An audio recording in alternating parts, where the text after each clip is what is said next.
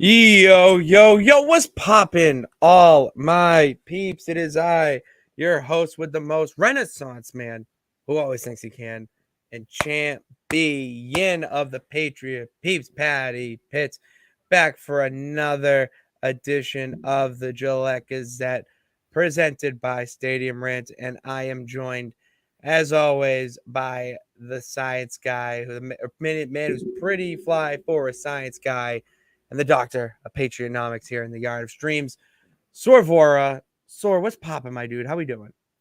We're doing well. I've Shockingly. always loved draft weekend. It was nice to see the Patriots add some great new faces. We're going to talk all about it in this draft, and that's the only good thing that happened between Friday and now, because Yeah. oh, Yeah. but We get Boston, it. it's we're lighting up some proverbial candles here. You know, we all mourn together. Yeah, dude. I'm not gonna lie. It is, really it's a sad time in Boston sports. And the fact that the Red Sox are giving us some bit of faith with they're actually tied right now with the Blue Jays at Yep. home. Ref Snyder's having a great game. So that gives you a little life. Great. But I tried to make a video last night, Soar, for Stadium Rant on TikTok. Go follow us, Stadium Rant HQ. And I just couldn't find the words. Everything just kept coming up the same of just like loud noises. And I just like that makes more for a better podcast or stream banter. But like, I'm not kidding you. It is an absolute disgrace right now of Boston sports. I mean, you can't be the number one team in your professional sports league and then just choke when it matters most. Yeah, absolutely. It's everything about. I think it was something like the Bruins lost 4 out of 7 once in the entire year, in the entire regular season, and this is just a kind of a fundamental flaw of sports. The regular season's nice, and you want to get your team rounded out and ready, but you have to be careful when you're chasing regular season records, and and it came back to bite the Bruins. You know, it's we all know another case of this in Boston sports. Obviously, another team that went for that didn't rest their players in their final couple regular season games, went there 16-0, and then that's all. Yeah, we don't That's talk all about there is. that. We don't have to bring up those times because I'll start crying. It's just so sad to me. And the Bruins are one thing, and I'm not the biggest hockey guy, so I can't talk like that much X's and O's about it. More just you don't change your goalie. Game 7, you just don't. That's not what you do. If you're a Boston sports team, you trust your guys. You trust the guys that got you there. I understand in hockey, you have to ride the hot goalie, and the last thing you need is a bad tendy in net. But hey, it's your guy, and that's just not like switching things up in a game 7 is always a bad idea. It is very reminiscent of the Boston sports world before you and I were popped into this world, where every single year it felt like it was always there. It's right in your fingertips, and then it slips right out from under you. And I'm not gonna sit here, and I don't want to be a part of this. I don't want to do it. We have a good thing going right now. Okay, the Patriots are on the decline. Now this is your time to go up and win those championships. Okay? That's what we do. Boston 316. I'm wearing it right now. That means we win championships and bring home gold and send fans home happy. I'm just and the Celtics, like, you can't be that hot for an entire game essentially, and then you get to the second half and you're just afraid to shoot. You're playing very defensive, and then you're not. game plan. Like Missoula, I could have done a better coaching job. I have a friend who's a high school coach right now, decorated all this stuff. I think he's actually the AD, but it doesn't matter. He he's a better coach. He would have had better game plan installations, halftime adjustments. It's just Yeah. so sad. You know, As in past a Boston seasons, you sports can make fan, the excuse that Tatum and Brown are young and all this. no, They're in not their anymore. primes, and this is the time. And you know when, and it's almost similar to New England. Like 2 years from now, people are not going to be able to say, "Oh, Mac is young; he's still getting used to things." Like the expectations for our young contributors are going to continue to ratchet up every year as they approach their prime. And you know, it's a way to kind of segue into to the Patriots topic, really, because it's the third year. This is kind of the year where you're heading into an important year for the Patriots. Like this is kind of the make or break year for Mac's career, because next year is going to be kind of the year where they decide about the fifth year option and kind of a contract year for Mac if he gets to that point. And this year is with all the controversy last year is the year of Mac basically saying, all right, you now have your offensive coordinator. You know, we're gonna get some guys to help you out. It's your time to prove yourself. And there are a lot of Patriots that are kind of gonna be in that boat now. And so this weekend kind of was the last big push in terms of forming the crux of this team. It was. This was a very important weekend. At least our boys did well. Okay, I will say that the Patriots did have a good draft, and the champ. The champ was out celebrating, hitting the town in South Carolina. I was looking at my screens everywhere I went. We had at least a TV. That's the champ's privileges. All that. And I had you texting me and keep me updated too with your insight, and I was very happy about that. So we had a little bit of insight there. What you were a fan of, what we didn't like, what trade ups we didn't like, with a little tease there. But I think we can all come to an agreement that the first pick was maybe their best pick in a couple of years. Absolutely. You get a guy that most people predicted in their top 10 at the 17th pick, and you get that 17th pick by trading down and getting a fourth round pick back. And that's, I mean, you can't ask for much better than that. No, you need a guy, a shutdown corner. Haven't had that in a long time, and that's the thing with this defense is that they've been really good. I think their strength last year was really the rush and their D line and linebackers. Shockingly, but now you really get a guy like Christian Gonzalez who can be a game changer on defense. He's a hard hitter. From the few highlights I saw, I mean, he's all over the ball, and being attached to your college coach is, or at least one of them. I know it's the little offensive line, whatever, but like having a familiar face in the building your rookie year, it makes the process a hell of a lot easier. Absolutely. When you're defending these top receivers, and our secondary was really, really good against teams number 2 and number 3 receivers. It's against those bona fide stars that they struggled, and that everybody struggles, right? And when you're defending a guy like that, there are two things you need: speed and size.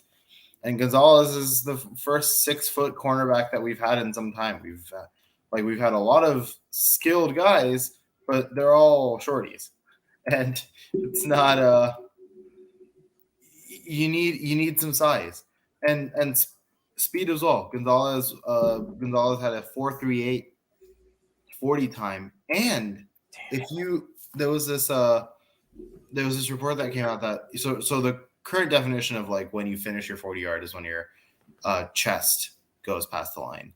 If Interesting. I didn't know that. they Okay. defined it by when the head goes past the line, then his time, take a guess. It was the head. It was the Chesapeake. No. Like what would his time have been if you defined it by when his head crossed? Oh, I'd go 4:11. 4:03.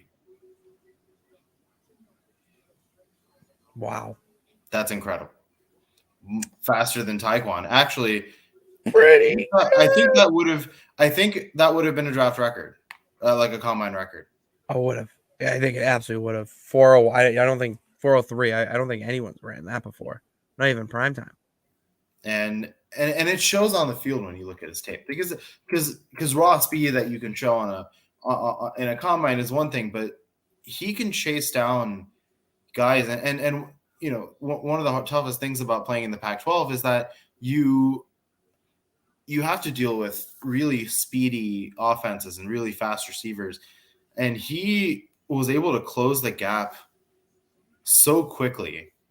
There's just it's that perfect mix of all the things that you want in a corner. You want speed, you want size, and you want instincts. And I think the instincts part is the Belichick in part, the part that Belichick values so much in corners. And it's and you think about it this way: what is Belichick made out of guys like Kyle Arrington and Sterling Moore and Malcolm Butler and some of these, you know, even Jonathan Jones, less heralded players?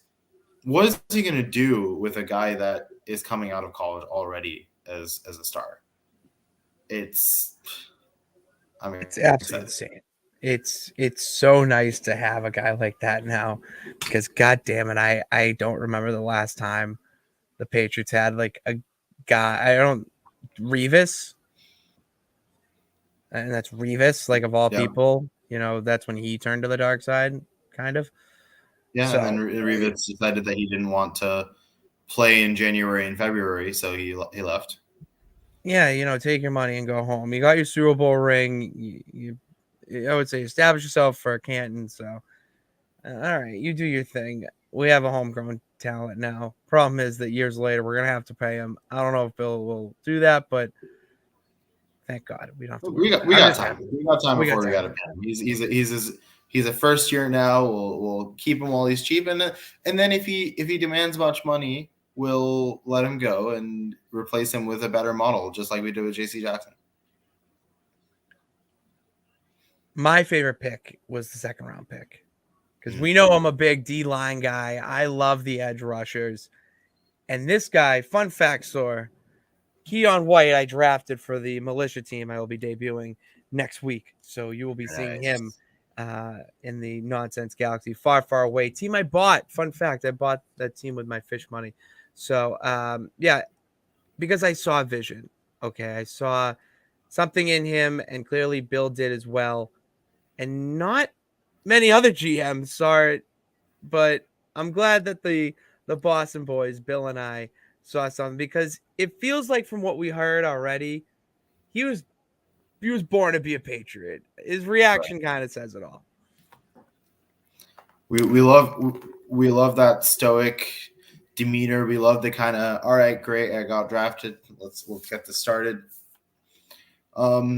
Interestingly, the NFL as a whole did think Keon was going to get drafted higher. He was invited to the first round of the draft. Not many players are, and I think he and a lot of people thought that he was going to be drafted on that first day.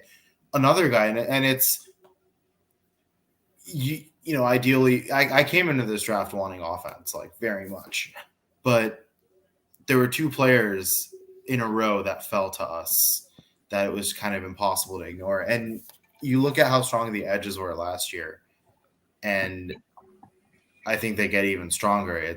We obviously have the unbelievable established presence in Judon. We got a guy in Dietrich Wise that was really good at times, but also kind of on and off.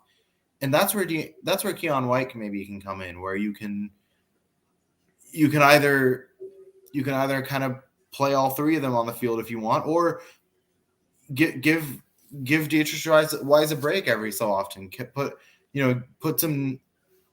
manipulate your packages, get really innovative with your defense. When you have 3 people that are capable of starting in a position that normally requires 2, you have room to play. And there's nothing Belichick likes to do more than to play. Yeah. He wants to know if guys like can play, doesn't, all that. And what I was reading about from Lazar is that he's just a bulldozer. Like he's just an absolute unit that's going to essentially pancake you. He's not one of those shifty guys that is going to do a cool move, juke move to get over you, whatnot. That interests me because I feel like that type of pass rusher is going by the wayside in a way. You're trying to be that athletic type of freak, and from what I'm getting with him, if we can get a big, strong guy that just uses brute force to steamroll over offensive linemen, that's what's missing. The guy just has a consistently running motor. It's like his legs will just never stop churning, and eventually the offensive lineman is just going to have to give way. He's good against the run as well. I think that's an important plus. And he's the kind of guy that can just blow up plays, and you can plant your hands and feet as well as you can as a right tackle and do all the right things.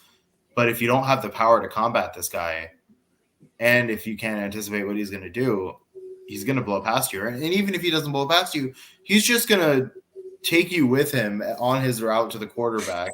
Yeah. As you kind of just watch, it'll take you along for the ride. But there's just there's so much strength there, and it's not just raw strength. It's the way that he uses his strength. And he's got good length too. He's 6'5", like can get some really good leverage. Mm-hmm. I'm very excited. I think as much as we do Wise Up, Wise Up, baby. Him alongside Judon could have some other interesting packages because him and Wise are different players, and so they're different. There are different things you can do and different approaches against different formations, different situations. I mean, this is where you can get really nitty gritty. This is where you're starting to round out a phenomenal defense. I only bring this up because Keon White was also someone that he was left off the first round, but he wasn't the only one. Will Levis, and I want to know your thoughts about why he was dropped. Because why was he dropped? Wasn't he the consensus number 1 supposed to go? I don't. He was like the consensus. He was the consensus number 2. I think Bryce Young was kind of on the top of everybody's boards, but to be honest, I felt that this should happen. I had an article earlier about quarterbacks that are kind of overrated. I also had Anthony Richardson on that list, but I was a little bit more hesitant to put him there.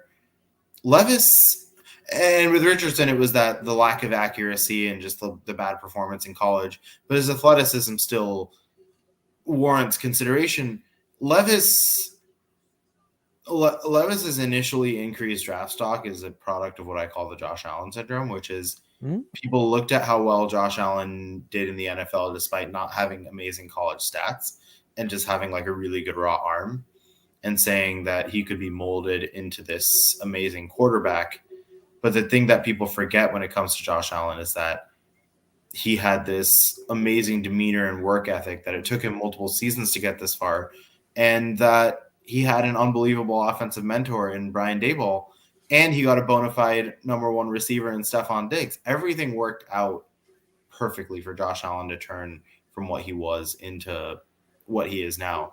And as much as you can say this about quarterbacks like Josh Allen, you can also point to other quarterbacks that had some issues in college but had raw talent as stories of less success. So your Sam Darnold's, Christian Hackenberg was another guy who was like, oh, he has such a good arm, but he didn't perform well in college. He didn't do anything. you have to be careful when just assuming that people can get past their college issues. And I think there are more teams than I expected that saw through that. Yeah. Okay. Interesting. All right. Who we have However, around? What? he's probably still going to be a starting quarterback. Oh yeah. Who did he get drafted by again? I can't remember. The Titans? I think. Let me check. That's perfect. That is so perfect. Yeah. They don't need him. I think he Or do can. I mean, he's better than Tannehill, I think. But is he better than Malik? Got our own little QB battle. It'll be an interesting QB battle. It's one of the things that became obvious is that while Malik is a very dynamic quarterback, is that he can't throw the ball. It's insane, right? And Levis, as you know, as much as I'd like to, the guy can throw the ball. He can sling it. He's got a great arm, and I guess it's a question of, and I think Tennessee gives him one of the better chances to do this of whether he has the coaching to develop. Although obviously Tennessee's not been the best with developing quarterbacks, but in general they have a good harmony on offense. They were marred by injuries last year. Otherwise, they do have their ingredients to be a good team.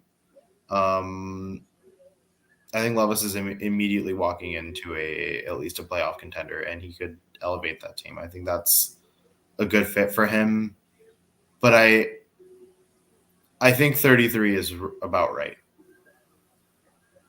Yeah. Not a bad number for him to fall. Not the worst. I mean, still went 33. It's pretty good. Yeah.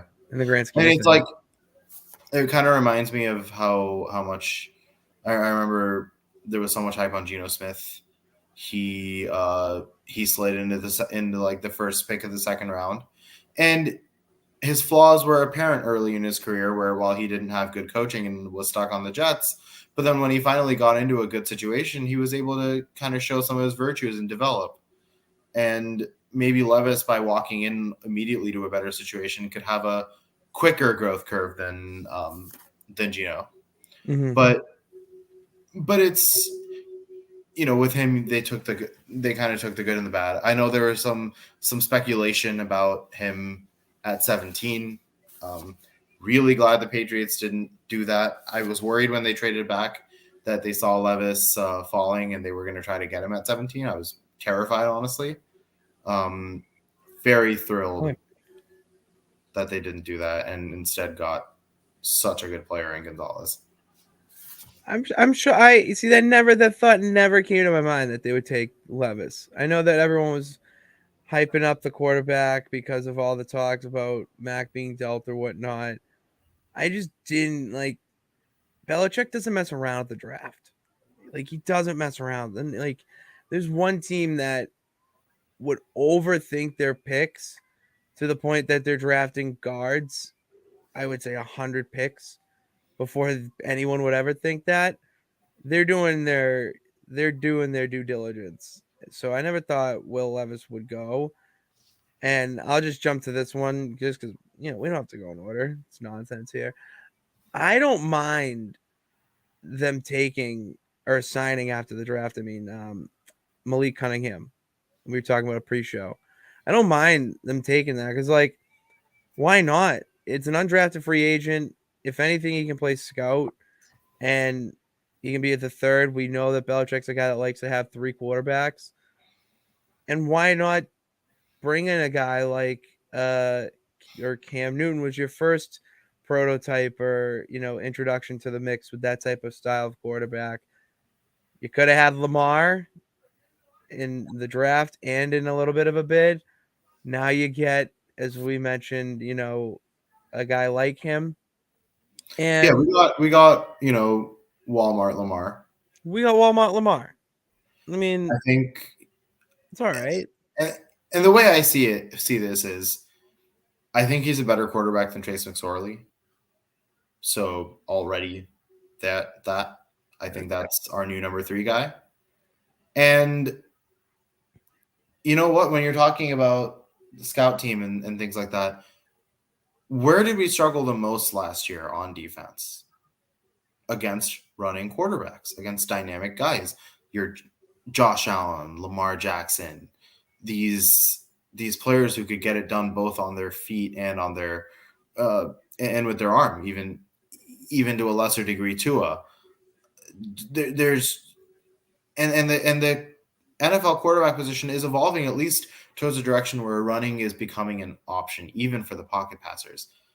And so you want a quarterback that you can kind of practice against. I think Malik Cunningham can have that role of simulating what it's going to be like to play against Lamar Jackson in a controlled way, but still. Yeah, that is smart. I didn't think of it like that. Yeah, that's a smart thing. I like that. And it's just why not? Let's go after him. I like that. Who was our third pick? Third round pick. We have This is where the draft got a little bit. Yeah, I'll let you take over because this is where you're texting me and you're like, I'm losing my mind. And I'm just sitting here entertained as all hell. But yeah. This is where they got that away from the Patriots a little bit before they kind of took the reins back. They got Marte Mapu from Sacramento State. No, he's a good player. Some may say he was our best pick of the draft. No. See, he's a hybrid linebacker safety. So he's a guy that can kind of cover and hit. It's great to have that kind of versatility. However, I can think of a few other guys that fit that description. Kyle Duggar, Adrian Phillips, Jabril Peppers, Mac Wilson. All of our safeties and a couple of our linebackers, even Jawan Bentley a little bit, already fit this description, but they're more proven and they had great seasons last year. We just don't need another guy like that when there are some good offensive tackles on the board. DeJuan Jones was on the board. He slipped all the way to the 4th. We had many opportunities to go get him. I really liked him. This was the opportunity where we should have gotten him instead of trying to getting Mapu, because it's again, you have to look at how good the player is, and Mapu fits that build kind of. He's kind of right where he should have been drafted. I don't think he was good enough where it was like, oh, we have to take him. He's too good not to take. And you have to consider needs. And for a team that was so beleaguered on offense and was pretty good on defense last season, you can't be picking 3 defensive players in the first 3 picks. No, yeah. You just that is my biggest takeaway from the draft weekend is you did not address your biggest need going into it. Like I talked about this with people over the weekend. Like, I don't understand why you go and get a corner. Granted, we know why now, but I mean, look at the Lions. The Lions went and got every position that they needed to fill. And if they felt like they need to upgrade it, they got some compensation for it by, dealing Swift off or whatnot. Like, it made sense. So you look at what they're doing and how they attack it, and it's like, all right, what's your end goal with this? Like, why do you go and not really draft any tackles? I mean, for instance, I have the list here of players we took. And the first offensive lineman was Jake Andrews in the 4th round at center. Wasn't even a tackle.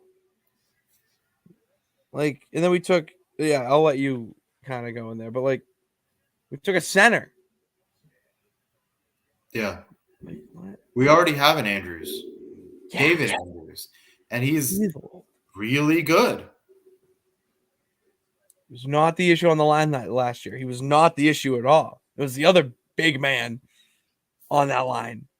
No, again, he's a good player. I think if you're trying to look past David Andrews and look for the future solution at center, he could be the guy. But I don't think that's a bigger priority than trying to land a tackle. And at this point, DeJuan Jones was still on the board. I like Andrews. If you take away the fact that we have an elite center already, I like him. He's got he uses his hands really well. Like, it's one of the things that I thought, and you don't think of that as it's not something I noticed much until last year when I saw how poorly Isaiah Wynn was using his hands. And I just, when you look at Jake Andrews on his tape, it's just whether it's a sustained block and kind of gripping the defender, or it's punch blocking where he's kind of pushing and to continually create separation. He knew exactly how and when to use them. And, these are traits that you value in offensive linemen. So I think he's a good player. But again, David Andrews was a beast last year. I didn't think interior offensive line was an issue at all. How easy is it to shift from an interior to an outside tackle or whatever? It's a different skill set, right? Because you're dealing with it's partially who you're dealing with, right? Because you're dealing with edge rushers. Like, you have to be a little bit more agile, like, because edge rushers are more agile. Like, in centers, you win brute strength. I think it's possible, but I trust a guy like City So, who we drafted later that round. Good transition. Good segue. Let's go. He was a tackle in his first year. And I think one of the reasons we drafted him is that we got a guy that is capable of playing both tackle and interior. And depending on what our situation is on both, in both areas, he could do either. I think it's good that he's able to get to the second level. I think he has a lot of explosiveness at the point of attack, like a lot of good traits. And I think he's a better tackle than Wynn. That this is not a very high bar, but also you look at these linemen and it's, if we're drafting these guys at these positions, I have to think part of it is that Adrian Clem is looking at this guy and thinking about how he can coach him. And if that's what's happening, then I'm more than okay with it, because we now have a coach who's going to be able to bring the most out of these offensive linemen rather than the other way around. A coach that in Patricia, who kind of made the play, brought out the worst and brought out regression in a lot of the players. Yeah, now that you have an offensive line coach, like a legitimate one, it gives you a little bit more relief, safety that, okay, at least, there's some direction there. And as soon as you said that he played tackle his first year, the bell just went off in my head. That is the most Belichickian move, to be like, all right, this guy is just a good player. Like, he's a good player. He has a little bit of experience. It's all we need is a little bit of experience to enough that you know the position. Now you get to know the position done the right way. Right. And that's very, I know people are like, oh, you're just reaching for stuff. No, if you watch Patriots football as long as we have, you know that Belichick does not just take these details and throw them away. Like, those are right in his notepad, starting everything. Yeah, it's interesting. Like, you asked that question about how easy is it to switch from inside to outside. If it was under Patricia, not possible. We saw attempts to switch from right to left and things like that, and it just, you need a coach that has some knowledge of what he's doing. But I think with Clem, anything's kind of possible. Thank God. Between these two picks that I'm talking about, So and Andrews, there was what I felt was the worst pick of the draft. Yeah, go off, King. Let me get you squared up here so we get a little bit of a graphic. Soar, who did the Patriots draft? We traded up to select Chad Ryland, kicker from Maryland, in the 4th round. Now, before I start going off on this pick, I'm going to say the positives first. He's a good kicker. He can kick off, so that's something you value in a kicker. especially because we lost Jake Bailey, who used to do a good number of our kickoffs. Yeah, that's nice. He's very accurate from inside of 50, but outside of 50, he has some accuracy issues. No, what you might be thinking is, whoa, this sounds familiar. It's almost like we have a guy that was kind of inconsistent beyond 50, but hit a couple, but made 67 kicks in a row, an NFL record under 50. That does sound, the champ's mind is remembering somebody. Yeah. We're talking about our current starting kicker, Nick Folk. And I was saying to you before we started that I kind of like the idea of two kickers in New England. One that has range and one that has short and medium range accuracy. But I absolutely don't like the idea that we are going to basically get Nick Folk and then Nick Folk light, especially in a kind of a critical, fourth round is kind of that critical moving point where it's like you've still got some surprisingly elite players left. You can really like form the crux of your team, and we'll see. The Patriots drafted a punter as well. They're the first team in like 15 years to draft a kicker and a punter in the same draft. Do you know who the team was? The Raiders, I want to say. It was the Raiders. Shane Leckler and Sebastian Janikowski. That's a good draft. Oh my god. Wait. Hold on. I'm fact checking that. I know it's the Raiders, but keep going because if I'm right about the players, then goddamn you, damn. Okay, keep going. So though. Yeah, and we'll, we're jumping around here. We don't have to go linearly. We don't have to go completely in order. That's not what we're about here. We like to go on little thought trees, and so we'll talk about the punter. I thought the punter was the most important, like secretly one of the more important outside of I'd say cornerback, wide receiver, and tackle. I'd say punter was the fourth most important position for us because Jake Bailey is now a Dolphin, and thank goodness. But that was our starting punter. He was awful last year. Michael Pilardi was a joke, and the only punter that was worse than Michael Pilardi last year that was Jake Bailey. We did sign Corliss Waitman, but I didn't see him as a starting punter. But we got a guy who could arguably be the best punter in the entire draft. You can kind of debate between him and Michael Turk when it comes to certain aspects, but when it comes to range, absolutely Bryce Beringer is the best punter in the draft. The guy had a punt average of 49 last year. Very, very good numbers. And in 8 of the 12 games that they played last year, he had a 60-yarder. This is the kind of guy that you need to flip the field because the offense is going to take some time, even with O'Brien, to get their bearings straight, and you need a guy who can flip the field. Last year, the combination of the offense struggling and the punter not being able to flip the field was just double jeopardy.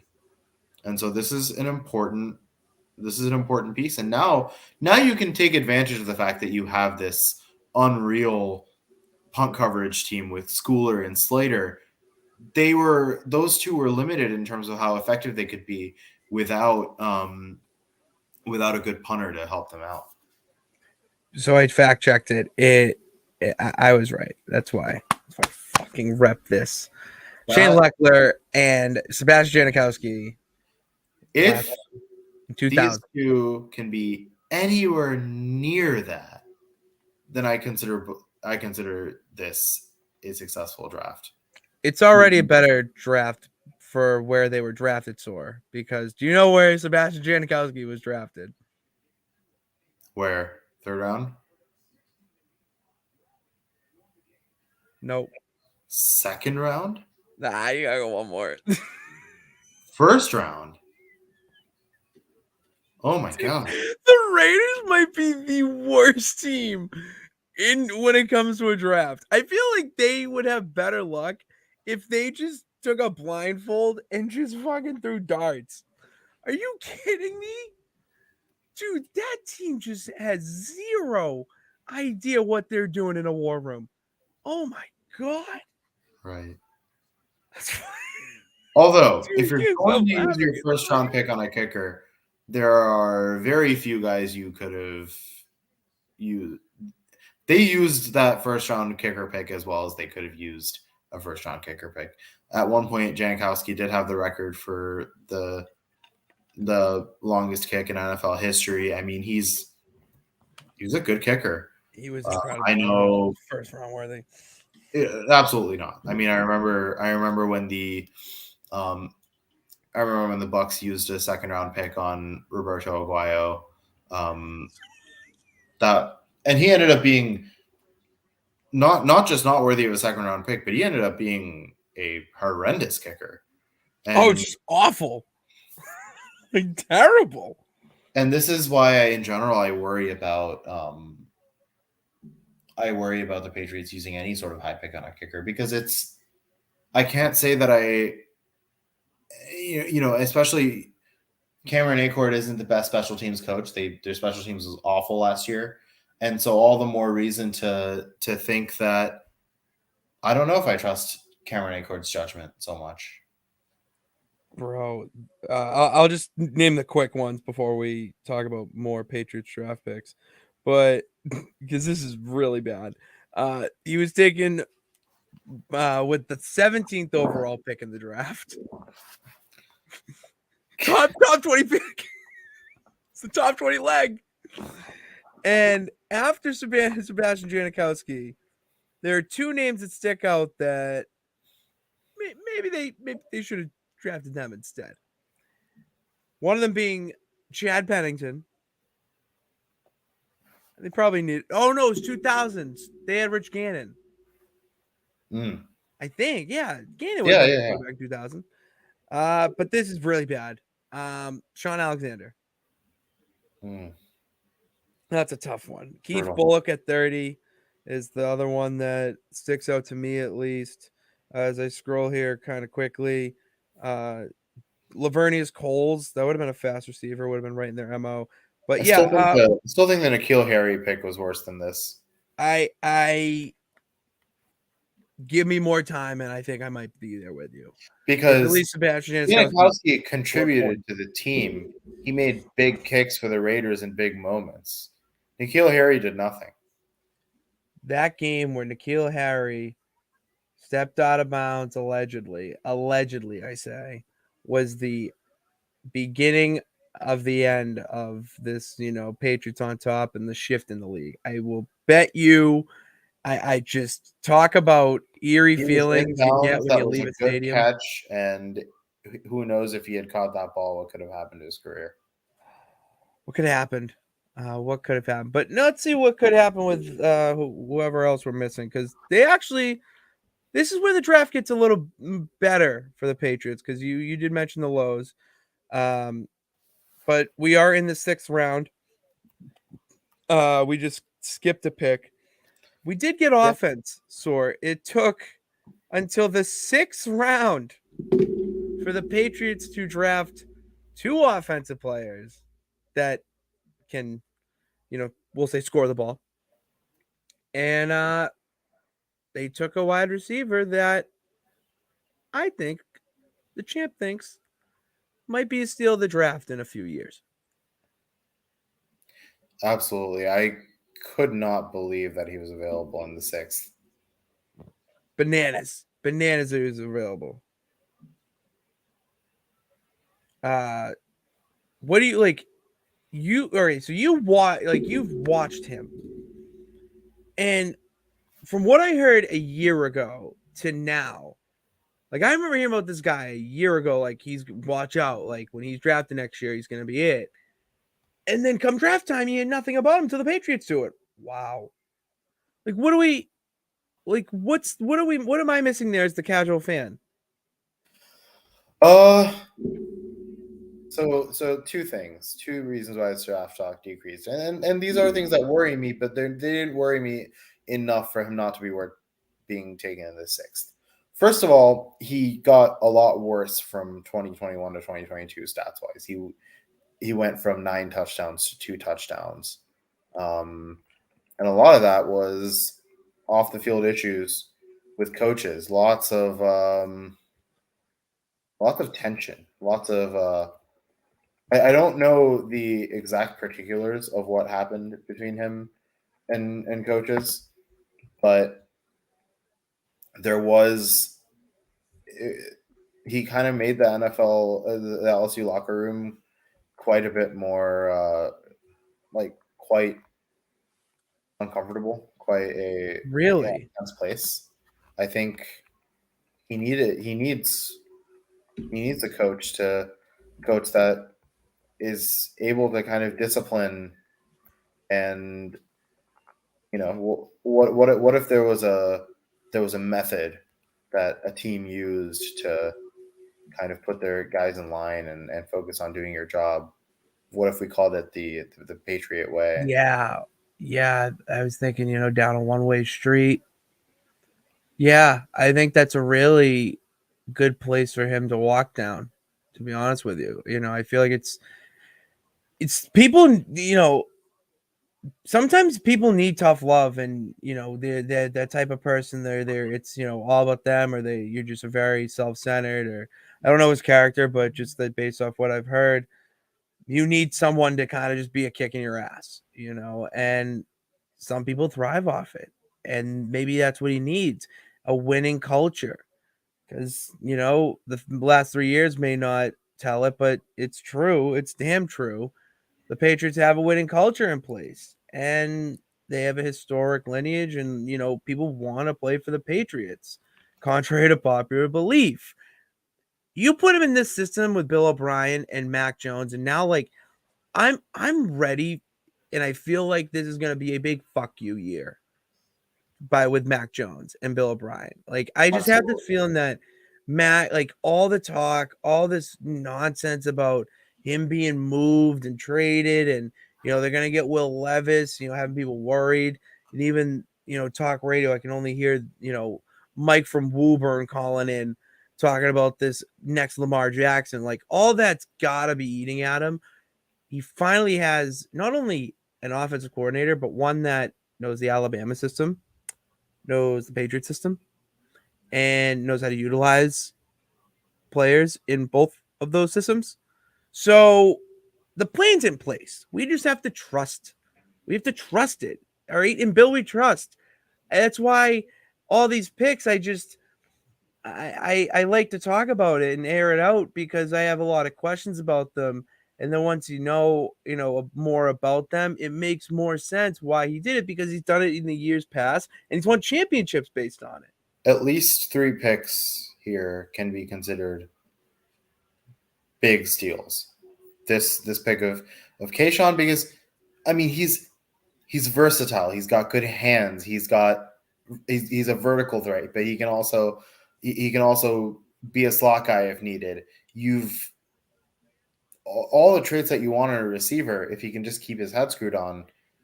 And then Gonzalez and Keon White on the defense. That's 3 steals.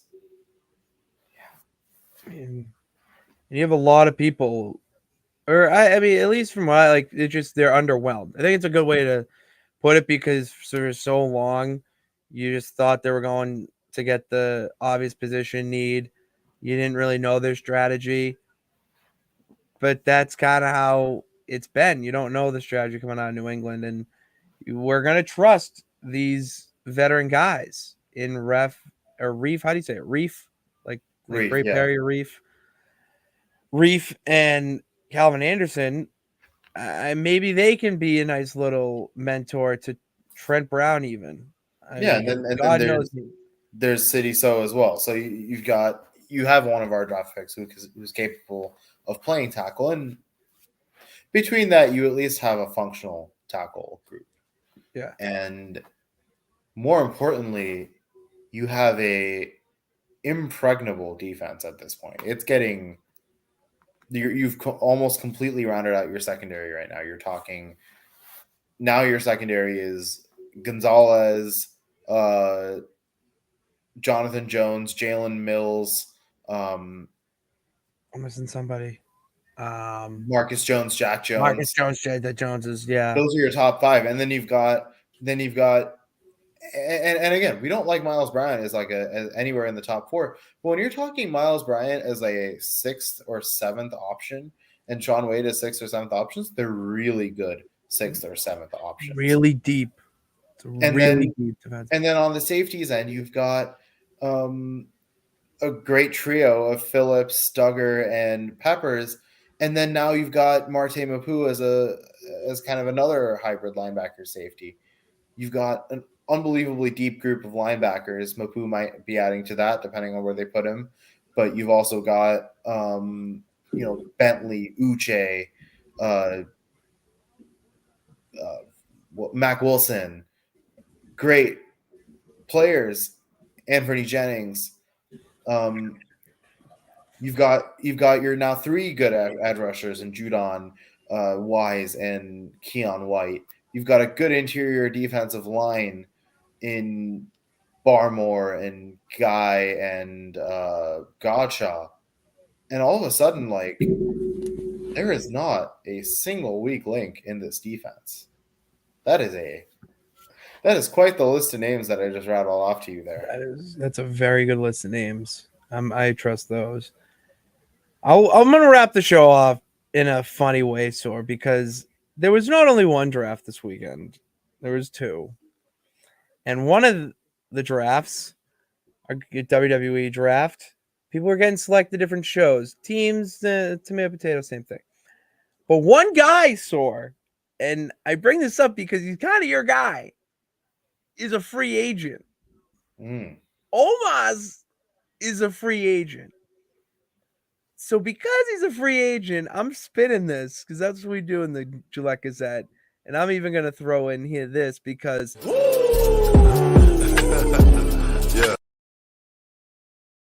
Take some nonsense here. Should the Patriots, like, realistically, should they at least just bring him in to the facility and do like some day where they just line him up? Because I feel like we just need, like, I need to see Omaz. Since you put the idea in my head, I need to see Omaz on a football field, like lined up. Maybe not like serious if we like are really like that careful, but like I want to see this man on offensive line at this point. Is there any better way for Belichick to test Keon White and to kind of haze him on his first day of training camp than to say, hey, match up against the Nigerian Giant, and if you can win that matchup, you're going to get some playing time. Dude, how do you get around him? Like how? I don't know. I mean, Judon probably could because he's shifty. He's got that ability to spin and change direction where Omos might not. Keon White relies a lot on power, and so I think he would struggle quite a bit. I think it's a great test for him. It would be a really good test. Like they should do more of that shit. Like bring in, and maybe not like wrestlers, but like other athletes that they should bring in and train for, like in a, kind of like a very Karate Kid wax on, wax off type of. Yeah, have Tyquan Thornton line up next to Noah Lyles, and do some sprints together. He's a U.S. track and field star. Yeah, why? That'd be a smart idea. Why wouldn't they do? I feel like that's the next, like, because I don't know. I feel like that would be very helpful, and it's very intuitive and it's creative. Fun. It's a nice change of pace. Yeah. Imagine the content you can get out of that too. Oh my god, the team's social media and PR team would have a goddamn field day. LeBron's like a part owner of the Red Sox. Have him be a linebacker or a tight end for a day. I maintain that LeBron would have been a fantastic NFL player, like a top tier tight end or linebacker. Bro, if the NBA strike was a little longer, we could have seen LeBron James in the NFL. I've seen that story way too many times, and I still think it's banana land that we could have lived in a world where LeBron James pulls a V2 Michael Jordan, but I'm better than you, and Right. goes to the NFL of all places. Oh my God. Incredible. Oh, Absolutely. that's This all is I gonna be got an really exciting for series between the Lakers and Warriors. I can't wait to see how this ends. I can't wait. I mean, it just feels like it's the constant battle between Curry and LeBron. It's gonna be really good. I can't wait Basketball. for that. But yeah, that's all I got for us tonight here in the Gillette Gazette for our draft episode. This was a special night because I was gone last week. Sawyer is gone this week. You know, we're busy people at the Gazette. You know, we're both men of the peeps.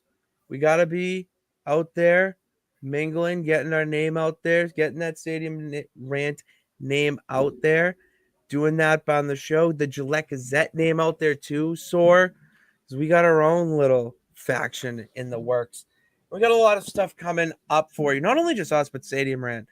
We just had 2 shows back to back tonight. 3 shows. We went back to back to back. With us rounding it off, we had the golf show, which will be on Tuesdays at 7, and then Fifth Down Territory and us. Different times. We are usually Thursdays at 8 moving forward, and the schedule for Stadium Rant shows will be out very shortly. And to find out when they go live, you got to follow us on Twitter and Instagram at Stadium Rant HQ. We're unapologetically fearless, and that's what our motto is with every bit of content we do. We do it because we love it, and that's what we do it for you. And also follow us. We'd love if you follow us on Twitter and Instagram at Pat_Pitts and Pitsy on Twitter, and at Pitsy35 on Instagram, and then follow Soar on Twitter at Sorvora. And then the YouTube channel. We're live on YouTube right now. We need the subscribers. Subscribe, hit that subscribe button, and check out all the other content we got at Stadium Rant, not only on the YouTube, but our website, stadiumrant.com. Got articles coming out every day. Sorry, you've been grinding on that. I got to get in the blog game again. It's the fish, man. I'm swimming with the fishes. It's so tough. But you've been grinding out those blogs, and you have your own draft recap. So we'll plug that for a second while I calm down here. Yeah. If you want everything I've said tonight with more details, stats, analysis and clips, check out my draft recap for the Patriots. Check it out. We'll be back next week, Thursday at 8 new time. And it's our moving forward, our standard time. Thank you guys for tuning in. God bless. Remember that you can do it. All you got to do is try. See you next episode.